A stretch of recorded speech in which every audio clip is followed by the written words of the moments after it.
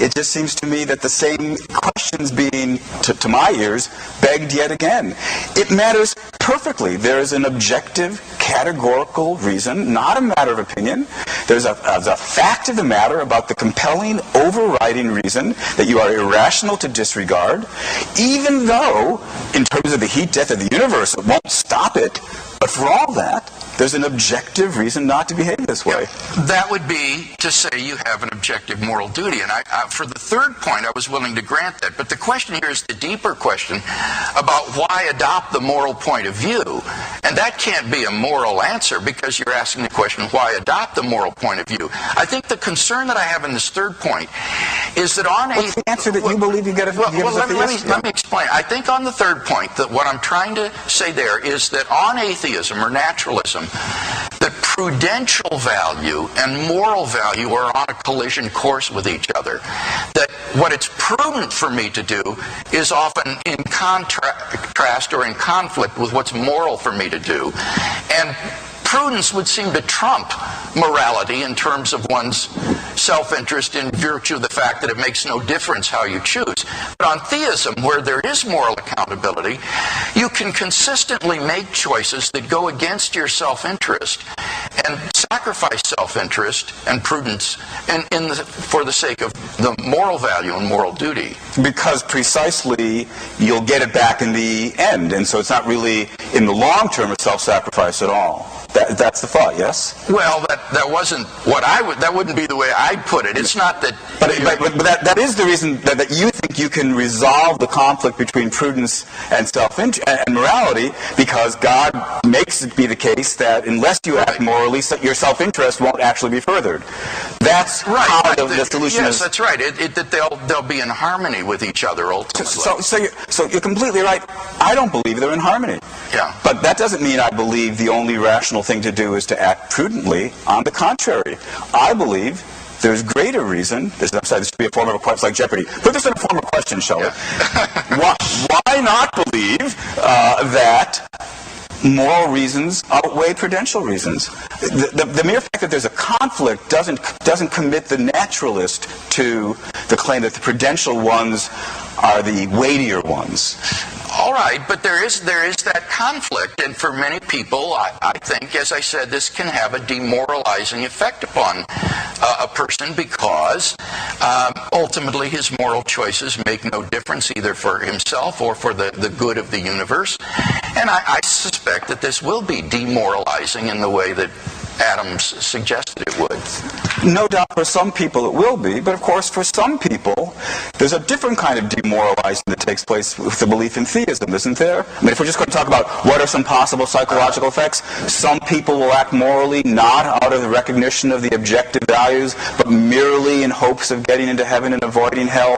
There's something morally off about that as well. And I agree. So both sides face certain empirical questions about, certain people may misread the implications of the view. That strikes me as a standoff at best. I don't know. I'm not sure that the person who acts in self-interest has misread the implications of the atheistic worldview. That's because you've yet again assumed that if we're naturalists, we must assume that prudence, either there are no moral reasons at all, or if there are, they're inferior in strength to prudential reasons. That doesn't seem to be a follow from naturalism at all. If we had more time, obviously we can only begin to scratch the surface of this debate. If we had more time, I'd lay upon you my elaborate theory of the nature of practical reasoning, according to which prudential reasons are less significant than moral reasons. Well, this is a view that I think is completely compatible with naturalism. Perhaps we can get into it with some questions. Okay. So how can we justify the punishment? In terms of the rules of the social contract. What do? We agree in the contract that if people break the contract, they'll be subject to penalty. What if he doesn't want to sign the contract? So look, he's outside the contract, so he's not bound by it. Well, the question is not what does any given person in fact agree to. That's why I talked about what we would agree to insofar as we're imagining ourselves as being perfectly rational. As a perfectly rational being, that is to say, if you imagined a kind of souped up, cleaned up version of the dictator, it would be just as reasonable for him to sign the contract as for the rest of us. It's neither here nor there that he doesn't accept morality. He's still bound by it. We're all bound by it precisely because it would be reasonable for all of us to agree to its terms.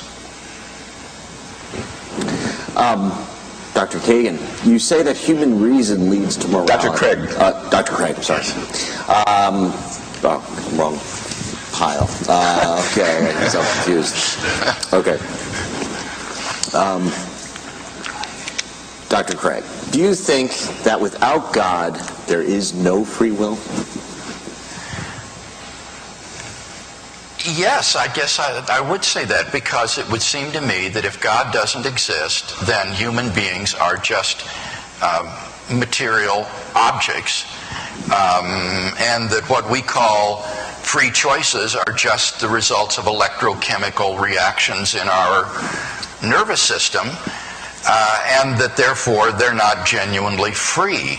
So that was why I said one of the implications of naturalism is physicalism, and as a result determinism. And this seems to me to be just a clear reason for thinking that our moral choices are ultimately illusory and insignificant, because they're like having a toothache, or like having hair grow. There is no sense in which a personal agent freely chooses between A and not A and making a moral decision. So I guess I would say that. Shelley, it seems like there are a lot of people are hung up on the Nazis. Yeah. They're bad. They're objectively bad. Let's be clear about that. But it's hard for them to, it seems like, just based on the questions, it's hard for people to understand how we can objectively say they're bad when, if they won, would they still be bad? If they were the ones kind of running the world and dictating morality, would they still be objectively bad in your view? Yes, the suggestion is not that it's a matter of a popularity poll, or who wins the Second World War, or which way history goes. It's a thought experiment. The social contract is a thought experiment, and you ask yourself, what are reasonable terms to govern our behaviors with one another? And in trying to set up that thought experiment, you want to set certain background conditions. One background condition I mentioned was the veil of ignorance. You want to make sure you don't know whether you're one of the people who are, in fact, the winners in society or the losers in society. One of the conditions is you want to imagine the bargainers are rational, because you don't want the rules that emerge to be an artifact of some mistake in reasoning. It's neither here nor there what the Nazis thought was acceptable. The question is just what, in fact, would be the terms of a contract agreed upon by perfectly rational bargainers. And the terms of those contracts, I think if we had more time, we could proceed to lay out the argument, are such that there'd be a prohibition against killing innocent people, which, of course, is exactly what the Nazis did. So what the Nazis did was violate the terms of the contract. And so, in fact, they were immoral whether or not they see it. Dr. Craig, there seems to be an issue with this idea of objective good, that there have been numerous crimes in the history of humanity perpetrated on, in the name of religion. Right. Right. How do you grapple with that issue? I'd like to use religious examples of atrocities to help communicate to students the difference between objective good and objective evil. If you say that there is no objective moral value or moral duties, then you have to say things like this, that the Spanish Inquisition, which sent thousands of Jews to their deaths, was really morally indifferent. That the Crusades, which enlisted children to send off to war and then were ultimately sold into slavery, was a morally indifferent act. That religious intolerance is morally fine.